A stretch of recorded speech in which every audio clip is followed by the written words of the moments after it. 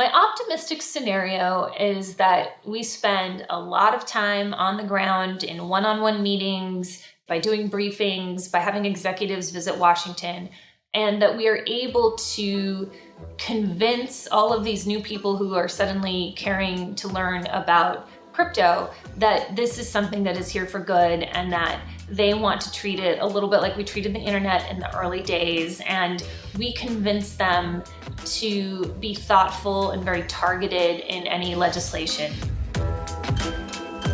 Welcome back to The Breakdown with me, NLW.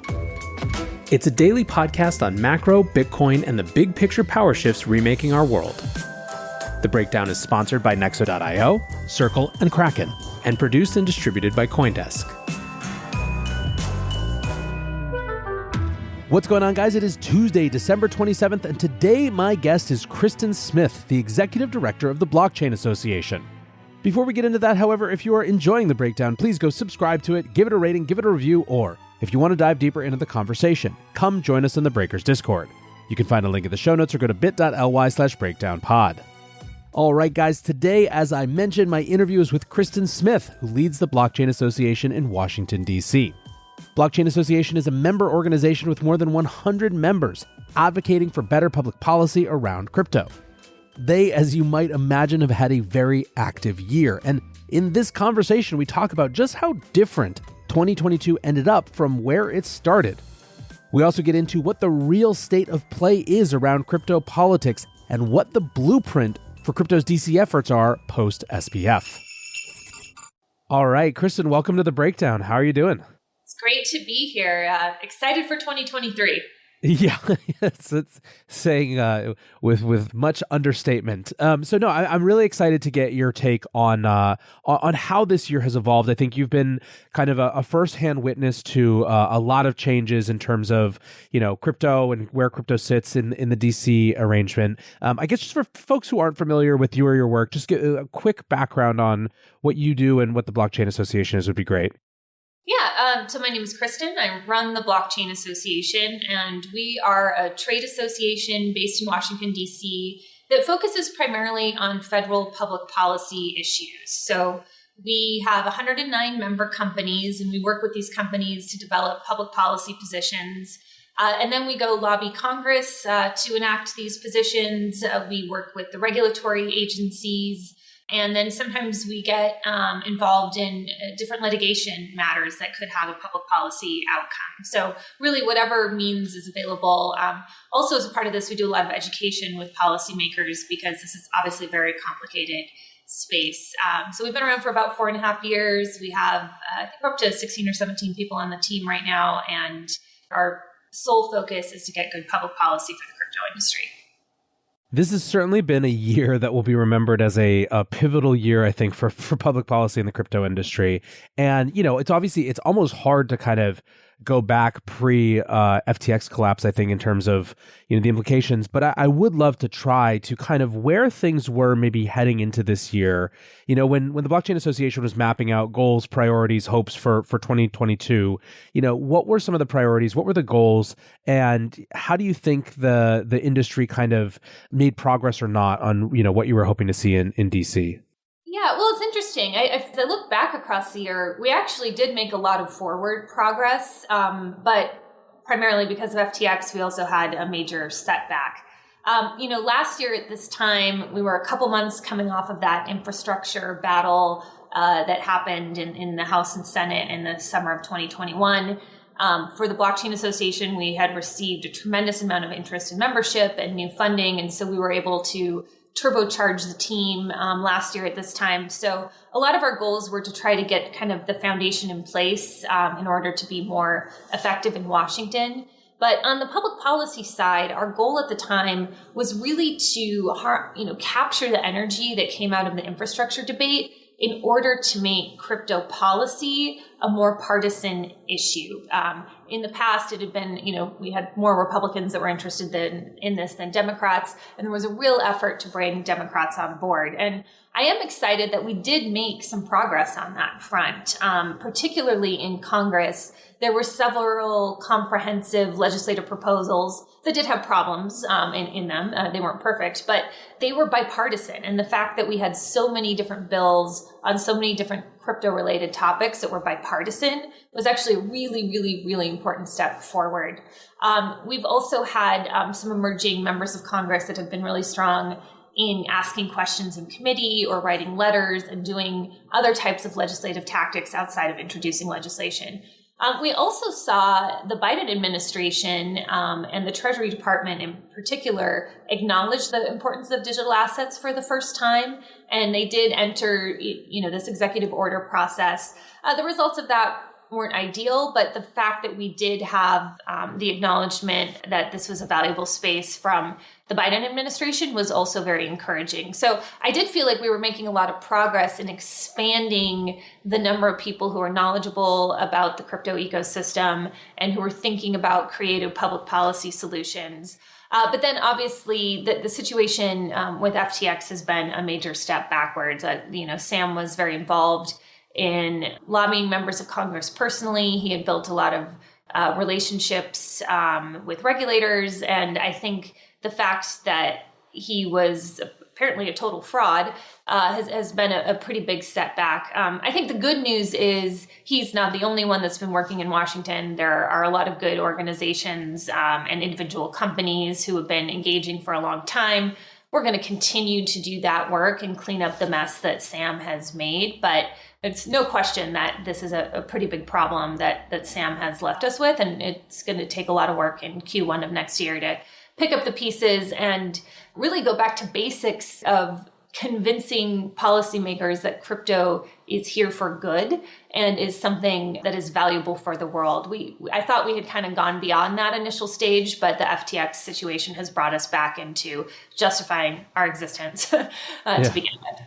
Yeah, so I want to dig into a lot more of that in just a moment, but I do think it's worth spending a little more time on sort of, some of the points that you made about what was accomplished, because it's very easy right now. I mean, I'm sure you're feeling it. I'm certainly feeling it, to get kind of lost in the fight that we now have to have that we didn't expect it to have. And I think that it would be understating a lot of what was accomplished, at least from my outsider perspective in DC, if nothing else, on the how many or what percentage of Congress and the Senate actually took the time to learn about these issues in a different way. And I feel like it feels like the difference between some of the more recent conversations, especially in Congress more than the Senate, I would say, as opposed to where we were a year ago with the infrastructure bill, or even hearings before that, going back to the Libra hearings. It seems like a marked difference in just the number across both sides of the aisle of congressmen and women who had taken the time to actually engage in what approximates good faith with these issues and start to come to conclusions, or at least try to make up, some perspective, even if they weren't at the conclusion stage yet. But it seems like, to the extent that there's anything that will limit the fallout of sort of this fraud and betrayal, it's the fact that people had taken some amount of time to actually learn and engage with the industry on their own terms. Do you think that's true, that, or is it sort of a overly optimistic kind of point of view?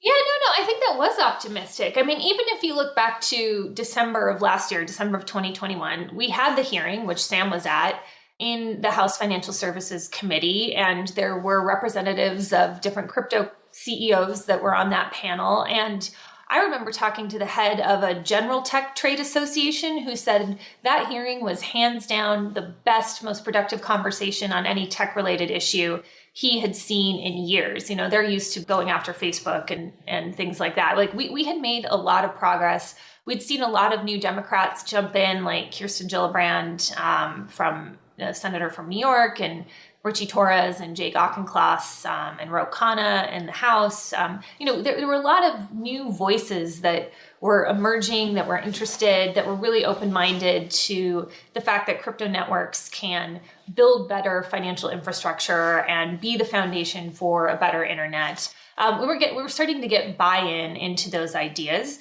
Because as you can imagine, if you're starting with somebody who's not familiar with crypto at all, you can't have just a single conversation and allow them to fully understand it. It really does take a series of conversations, and they have to want to be open-minded to sort of imagining the future. I think for the most part, Washington isn't as forward-looking as, we'd like them to be. Crypto is evolving, and it's still, I think, fairly early stage, and it's not something that is completely obvious on its face, and unless you really understand how the other systems work today and how this is an improvement upon that. I was feeling pretty good about things up until this fall, when the DCCPA was moving forward and Sam was pushing that bill. And even that I thought was problematic because we've sort of for the first time saw the industry split in its approach to legislation, which was largely driven by Sam and FTX having a different strategy than the rest of us. And then obviously when FTX imploded or got caught or whatever phrase you want to use, that is kind of the ultimate setback. And, even today there's, 5 weeks since this has happened. You can't look at the New York Times or the Wall Street Journal and not have a major headline about FTX at the top of it. I mean, this is a story that keeps evolving, that has captured the attention of the media in a very wide way. And, Congress responds to headlines. And I don't see these headlines easing up anytime soon because the story keeps evolving and there keeps being new developments. And that's going to make Congress want to do something. We can go into kind of the outlook for 2023 if you want. What's interesting is last year we had a fairly defined group of bipartisan lawmakers that were interested in doing something that would benefit the growth and innovation in the crypto industry. What we have now is a much broader group of policymakers, many of whom don't know crypto very well. And there's now this new narrative that has emerged that maybe we should just not allow crypto to happen at all, right? Like we heard Sherrod Brown talk about this on Sunday talk shows over the weekend. There's this idea that crypto shouldn't even exist. Obviously, that's not going to happen. But when you have members of Congress who chair key committees that are questioning our existence, and then you have members of Congress who are really thoughtful and want to help crypto, it kind of leads to a stalemate situation because I think the gap between those two schools of thought is so far that until we can answer and meet this demand for new members of Congress to understand why crypto is valuable, we're not going to be able to cut a deal because there are some people that just don't want to see a deal cut. And so in some ways that might be good because that means we're not going to get bad legislation that happens. But it also means I think it's unlikely that we're going to get a targeted stablecoin bill done that would be good for the stablecoin industry, or a very targeted centralized spot market bill that would be good for, institutional investor confidence in crypto markets, et cetera. So I guess depending on how you look at it, this stalemate could be a good thing or a bad thing, but I don't think it'll last forever. I think we can break through it. There's just a tremendous amount of education that's going to have to be done in the first and second quarter of 2023 in order to break that impasse. In an ecosystem where innovation is the norm, it's the basics that are in the spotlight. Nexo is a company that has never put the safety of clients' funds in question. With over 50 global licenses, $775 million in insurance, and a real-time audit of custodial assets, Nexo sets an example for security standards in the industry. Apart from keeping their 5 million clients safe, Nexo has kept building. They've just announced their non-custodial smart wallet. Visit nexo.io, that's Nexo.io, and sign up today. This episode is brought to you by Circle, the sole issuer of USDC, and a leader in crypto that's held to a higher standard. USDC is a fast, safe, and efficient way to send money around the globe. USDC is always redeemable one-to-one for US dollars and has over $45 billion in circulation as of October 13, 2022. Plus, Circle posts weekly reserve reports and monthly attestations of reserve capital, letting users know that USDC is safe, transparent, and compliant with regulations. Just go to circle.com/transparency to see why USDC is a trusted stablecoin. As one of the largest, longest-lasting, and most secure exchanges, Kraken sets the example for transparency and trust while delivering on their mission to empower people with new ways to connect and transact. Millions of people around the world count on the Kraken mobile app as the easiest, safest, and most flexible way to start building their crypto portfolio. Kraken's industry-leading security keeps your funds and information safe, and their award-winning client engagement teams are available for support 24/7. Download the Kraken app on Google Play or the Apple App Store, or visit kraken.com/breakdown to join.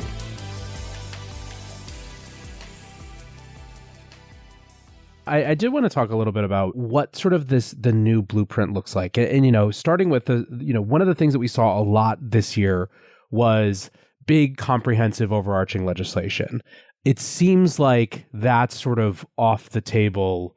And what we're looking at now, what people are introducing is much more targeted sort of specific legislation. Is that a piece of it? Or is it really, do you think that the dominant kind of characteristic is going to be the stalemate that arises from these two forces? And so it's sort of just what you can do to fill the void in the meantime while that stalemate happens? I think we're going to see both, right? The new Congress is sworn in at noon on January 3rd. And at that point, all of the legislation that's been introduced over the past 2 years is off the table, and anything going forward that's going to be considered is going to have to be newly introduced. And so I think we're going to see a lot of the bills that we've seen this past year, the DCCPA, the DCEA, the Lummis-Gillibrand RFIA, and then smaller bills that target tax issues, the Keep Your Coins Act, the Responsible Financial Innovation Act. We're going to see a lot of these reintroduced. There might be changes and tweaks to those bills. We'll see the Elizabeth Warren's bill reintroduced. Some of these are comprehensive. Some of these are targeted. I think if there's one issue that actually could break away and go as a standalone bill, it probably is stablecoin legislation, because there have been so many hearings on this issue going back to the announcement of Libra in 2019 that Congress feels pretty confident, I think, in what needs to be done there. And the Treasury Department also really wants to see something done there. So I think there's a chance that that one moves as a standalone bill. But oftentimes there's something that happens in Congress where a couple of members of Congress will have one issue and they see that a piece of legislation that is related but different is starting to move. And what they'll do is they'll hold up that bill in an effort to attach their piece of legislation to the moving vehicle. So there'd have to be a pretty precise deal on stablecoin in order for that to go alone. Otherwise, I think any attempt to move any piece of it is going to be slowed down by other lawmakers who want to add other provisions to that bill. So yeah, the game in Congress, I think, is really going to be focused on education. I think we're going to see a lot of hearings, which is good if we can get good witnesses selected for those hearings.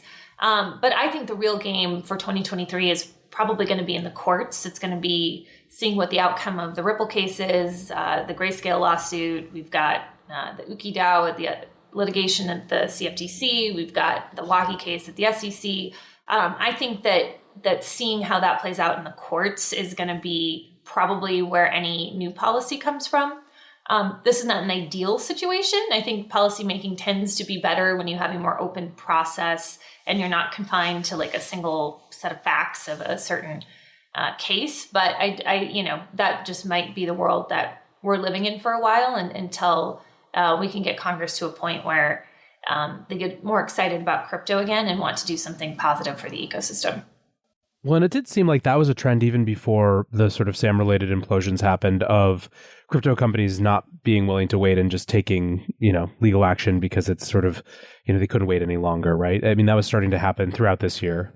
Yeah, no, I think there was a big shift this year. I think for a long time, when the SEC did an enforcement action, that the trend was just to settle. But as they've escalated, and other agencies too have started to engage in this kind of regulation by enforcement zone, I think it's really encouraging to see companies willing to spend, tens of millions of dollars. These are very expensive litigations in order to push back and fight these things. And I think depending on the situation, there's very good process arguments or even constitutional arguments why some of these proposals don't work. And given that the legislative process is a challenging one, a very slow process, that having this other avenue as a means to achieving good policy is great. Now, the flip side of that is we could get very bad policy out of this. It's a little bit risky, but I think at this point, I'm encouraged, and maybe we could add this to our list of positive things of 2022.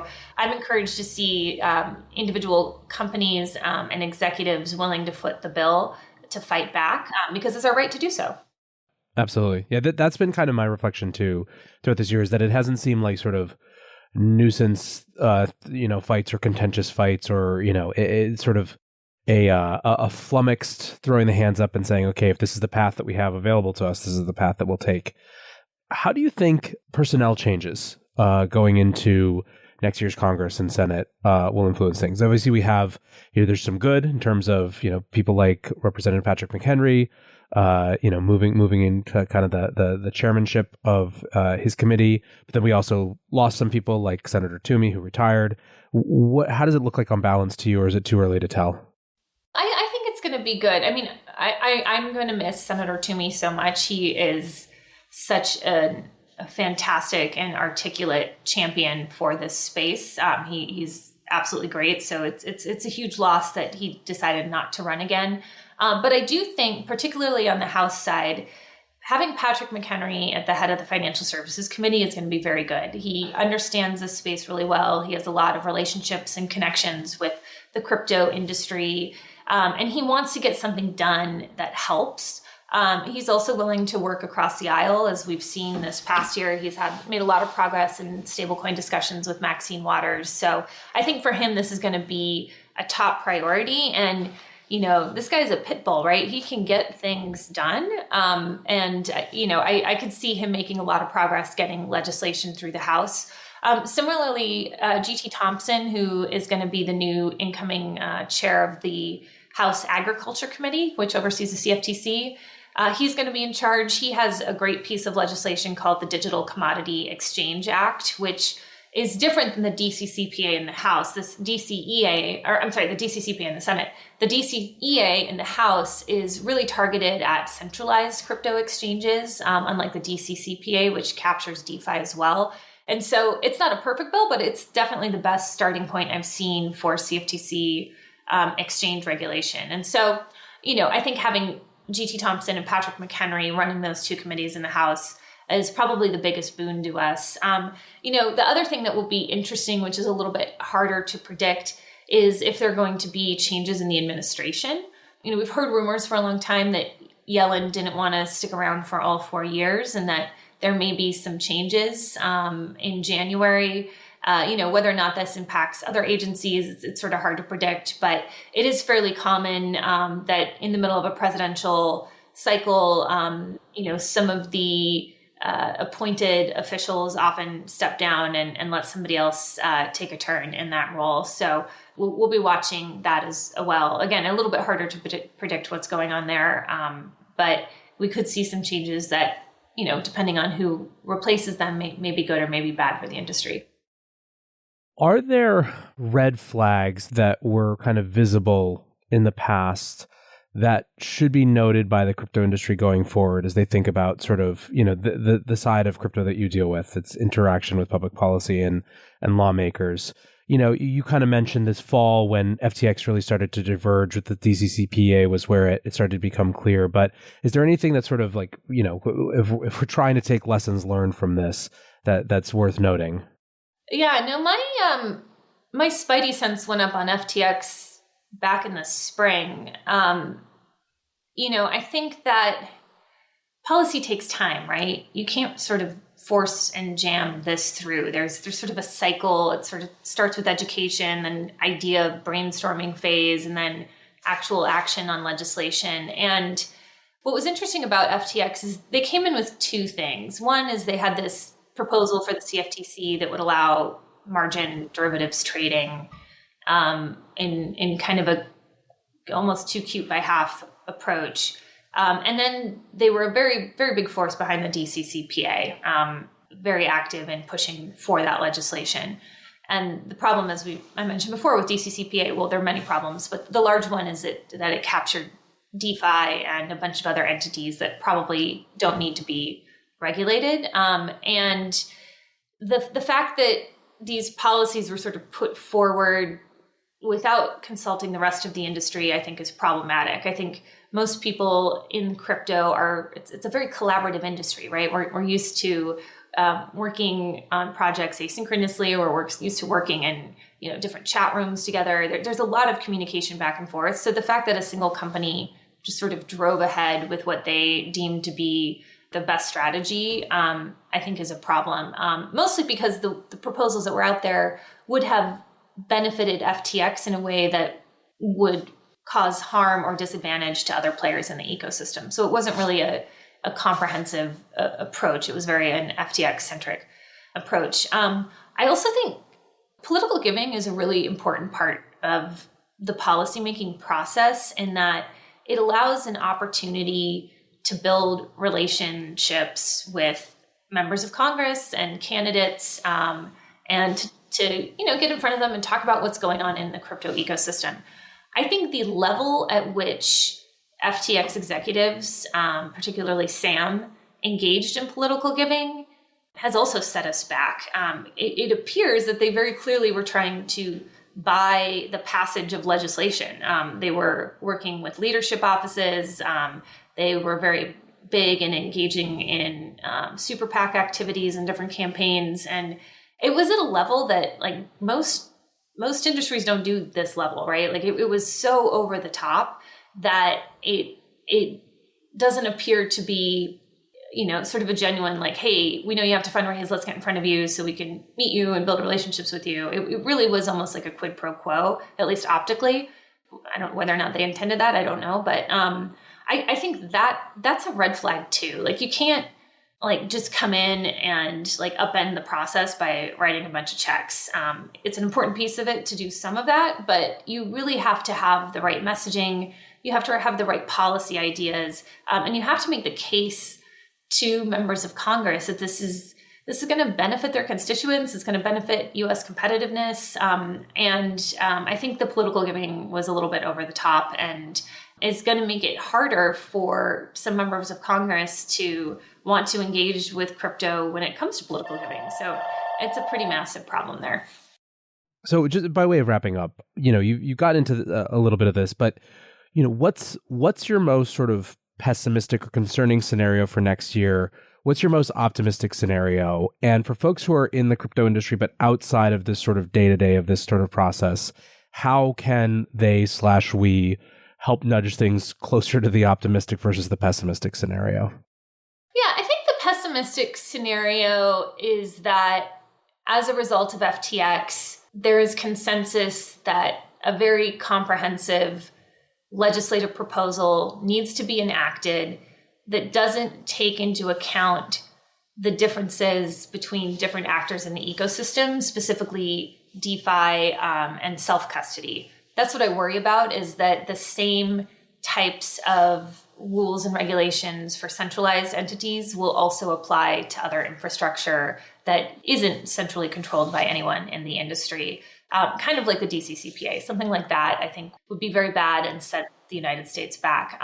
My optimistic scenario is that we spend a lot of time on the ground in one-on-one meetings, by doing briefings, by having executives visit Washington, and that we are able to convince all of these new people who are suddenly caring to learn about crypto that this is something that is here for good, and that they want to treat it a little bit like we treated the internet in the early days. And we convince them to be thoughtful and very targeted in any legislation that they move forward. I do think that we can do that. We have a whole strategy in place with our member companies, and we've even reallocated a person on our team to be in charge of nothing but coordinating our education efforts on a full-time basis. So I think we can bridge those gaps, but it's going to take a lot of work. It's going to take a lot of meetings on the Hill, a lot of time in front of lawmakers, and I think we can do it. But it's going to take a lot of work. And in terms of what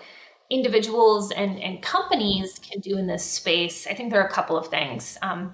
first, they can support the organizations on the ground that are working on these issues. So, like the Blockchain Association, like Coin Center, the DeFi Education Fund, there are others, but these are groups that are trying to coordinate people and that are on the ground doing the work every day. Companies can also hire policy people in-house to kind of help be a part of that effort. But I think supporting the existing efforts so that they can grow and be more effective is really important. Second of all, I think what individuals don't realize is it's actually fairly easy to meet with your congressman or their staff. You just call them up and you request a meeting, and you can do it in-home in the district, or you can do it via Zoom with someone in Washington. But having conversations about what you're building and why it's valuable, and being part of that education process, I think is really important. And then sort of lastly, I think actually just making progress on building new protocols that power really cool applications and services that people want to use is maybe the most important thing. Because I think today a lot of what we hear is, well, I don't know anybody who does anything with crypto, or all I see is that this is an asset that you buy to speculate and it goes up and down. I think convincing people that there's a lot here that can be built, and that this is a foundational infrastructure layer that upon which more things will happen over time, I think is super, super important. And so, and I guess if there's a fourth thing I'll add is that there are going to be key moments where we need the community to rise up and weigh in with regulators or lawmakers. We have tools that can help do that. Like, we will make it very easy when needed for people to write their member of Congress or, file a comment letter. And, we know in Washington when the right time is for that. We don't want to do that every day because we can't be constantly seen throwing a fit, but there are going to be times where we need to have a very loud voice. And so I think being engaged in what's going on in the crypto community, and when the call to action comes, if we can get individuals to weigh in, that can be incredibly effective. I actually think it's one of our most powerful things we have as a community is our ability to activate in a time of crisis, or hopefully in a time where we're trying to get something proactive and positive done for the ecosystem. So yeah, there's a lot that people can do. I think, staying engaged, participating with the community in this effort, and, if you're a company, being willing to throw some resources behind it, there is a pathway forward. We'll get beyond this. I'm incredibly confident of that. But yeah, it's not as good of a spot as we were in this summer when there was a lot of positive momentum around getting good bipartisan legislation done. Well, I am hopeful. I am optimistic that we can return some of the momentum, certainly from where it is now, and appreciate all of your and the rest of the Blockchain Association's efforts towards that fight. And thanks for joining the show again today. Yeah, thanks for having me. All right, guys, back to NLW here. Not going to lie, this one was tough. I feel so much for the folks who have done a ton of work in DC, especially around the long, unsexy process of educating not just our politicians, but their entire staffs. It sucks that in so many cases now, it's like back to square one for them. But at the same time, it's clear to me that all that work was not in vain, that there are some incredibly strong allies that remain in DC. What's more, as annoying as it is to have to re-answer and relitigate fundamental questions like why this should be allowed to exist, frankly, a lot of us in the space are re-answering those questions for ourselves anyway, so I guess we're all in it together. I have a lot of optimism for the ability of the DC contingent of the industry to grow, and to grow now, frankly, in a healthier way.